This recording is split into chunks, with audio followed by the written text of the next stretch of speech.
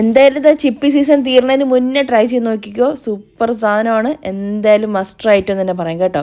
ഇത് കഴിച്ചിട്ടുള്ളൊരു കറി അതിൻ്റെ ടേസ്റ്റ് എന്താണെന്നുള്ളത്. ഇതിപ്പോൾ നമ്മൾ ട്രിവാൻഡ്രം, നമ്മൾ കുറച്ച് കന്യാകുമാരി ആ ഒരു സൈഡിലോട്ട് ഇങ്ങനെ കിടക്കുന്നതുകൊണ്ട് അവരും നമ്മളും കൂടെ ചേർന്ന് കൊളാബ് ചെയ്തിട്ടുള്ള ഒരു ഡിഷാണ് കേട്ടോ ഇത്. അപ്പോൾ ഇതെങ്ങനെ തയ്യാറാക്കി എടുക്കണമെന്ന് നോക്കാം.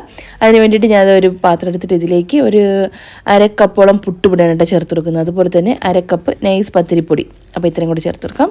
ആവശ്യത്തിന് ഉപ്പ് ചേർത്ത് കൊടുക്കാം. പിന്നെ ഇതിലേക്ക് 1 കപ്പോളം തേങ്ങ ചിരകിയതിലോട്ട് ഒരു 10 ചെറിയുള്ളിയും 1/2 ടീസ്പൂൺ മഞ്ഞൾപ്പൊടിയും ഒരു 1.5 ടീസ്പൂണോളം കാശ്മീരി ചില്ലി പൗഡറാണ്.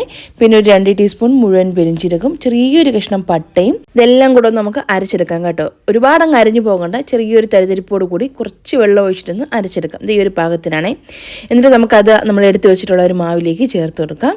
എന്നിട്ട് കൈ കൊണ്ട് നന്നായിട്ടൊന്ന് മിക്സ് ചെയ്യാം കേട്ടോ. നമുക്കിതിലേക്ക് ചേർക്കാനുള്ളത് ആ ഒരു ചിപ്പി ഉണ്ടല്ലോ, നന്നായിട്ട് ക്ലീൻ ചെയ്തതിന് ശേഷം കഴുകിയിട്ട് നമ്മളൊന്ന് കമഴ്ത്തി വെച്ച് കഴിഞ്ഞാൽ അതിൽ നിന്ന് ഇങ്ങനെ വെള്ളം ഇറങ്ങും. ആ ഒരു വെള്ളമാണ് ഞാൻ ഇതിലേക്ക് ഒഴിച്ചു കൊടുത്തത്. പിന്നെ ഇതാ കുറച്ച് ഉപ്പും കൂടെ ചേർത്ത് കൊടുത്തിട്ടുണ്ട്. കുറച്ച് മല്ലിയില ഒന്ന് അരിഞ്ഞ് ചേർത്ത് കൊടുക്കുന്നുണ്ട് കേട്ടോ. ഇതെല്ലാം കൂടെ ചേർത്ത് നന്നായിട്ടൊന്ന് കുഴച്ച് വെച്ചിട്ടുണ്ട്. ഉപ്പൊക്കെ പാകമാണോ ചെക്ക് ചെയ്യാം. എന്നിട്ടാണ് ഈ ഒരു ഫില്ലിങ് നമ്മൾ ആ ഒരു ചിപ്പിക്കുള്ളിലോട്ട് നിറയ്ക്കാൻ വേണ്ടിയിട്ട് കേട്ടോ. ചിപ്പിക്ക് നല്ല ഉള്ളൊക്കെ നന്നായിട്ട് ക്ലീൻ ചേർത്തിട്ട് പുറം ഭാഗം അതുപോലെ തന്നെ നന്നായിട്ട് ക്ലീനാക്കി ഒരു 4-5 തവണ ഒന്ന് കഴുകിയെടുക്കണേ. എന്നിട്ട് ഇതിങ്ങനെ കുത്തി തുറന്നെടുക്കാനാണ് കുറച്ചൊരു ടാസ്ക് ആയിട്ടുള്ള കാര്യം എന്ന് പറയുന്നത്. ജസ്റ്റ് ഞാൻ ഇളക്കിയിട്ടുണ്ട്, വീഡിയോ എടുത്തിട്ടില്ലായിരുന്നു, വിട്ടുപോയിട്ടുണ്ട് ആ ഒരു കാര്യം കാണിക്കാൻ വേണ്ടിയിട്ട്. അപ്പോൾ എന്തായാലും ഞാൻ അത് ഒന്നെല്ലാം റെഡിയാക്കി വെച്ചു. എന്നിട്ട് ഞാൻ അതിൻ്റെ ഉള്ളിലോട്ട് മാവ് നിറച്ച് കൊടുക്കുന്നുണ്ട് കേട്ടോ.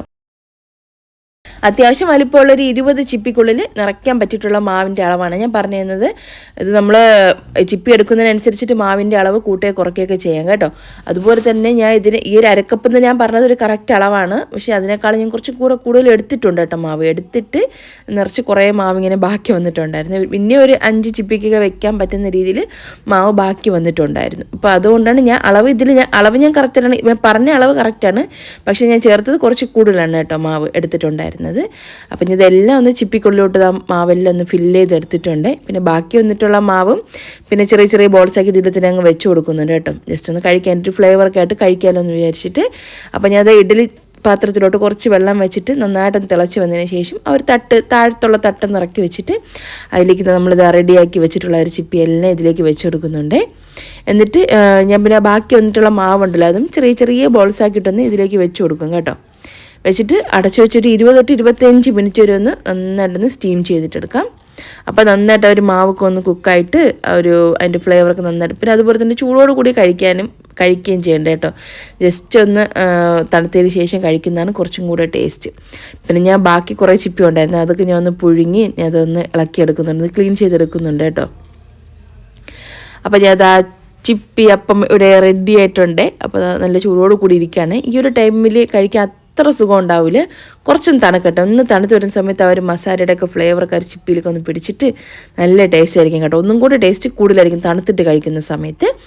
അപ്പോൾ അതാ ചിപ്പി അപ്പം ഇവിടെ റെഡി ആയിട്ടുണ്ട്. അപ്പോൾ ഞാൻ ചൂടോട് കൂടി നിങ്ങൾക്കൊന്ന് കാണിച്ചു തരുന്നതാണ്. അപ്പോൾ കറക്റ്റ് പാകമായിട്ട് തന്നെ എല്ലാം ഉണ്ടായിരുന്നു. അപ്പോൾ എന്തായിരുന്നാലും ഇത് കഴിച്ചിട്ടില്ലാത്തവരുണ്ടെങ്കിൽ ഒരു പ്രാവശ്യം ഇതുപോലെ ഒന്ന് ട്രൈ ചെയ്ത് നോക്കുക കേട്ടോ. ഇഷ്ടപ്പെടുകയാണെങ്കിൽ നമുക്ക് പിന്നെ കണ്ടിന്യൂ ചെയ്യാമല്ലോ. അപ്പോൾ എന്തായാലും ഈ ഒരു റെസിപ്പി വീഡിയോ നിങ്ങൾക്ക് ഇഷ്ടമായിട്ടുണ്ടെങ്കിൽ മറക്കാതെ ലൈക്കും ഷെയറും കമൻറ്റൊക്കെ ചെയ്തൊന്ന് സപ്പോർട്ട് ചെയ്യണേ. അപ്പോൾ വീഡിയോ കണ്ട എല്ലാ കൂട്ടുകാർക്കും താങ്ക്സ്.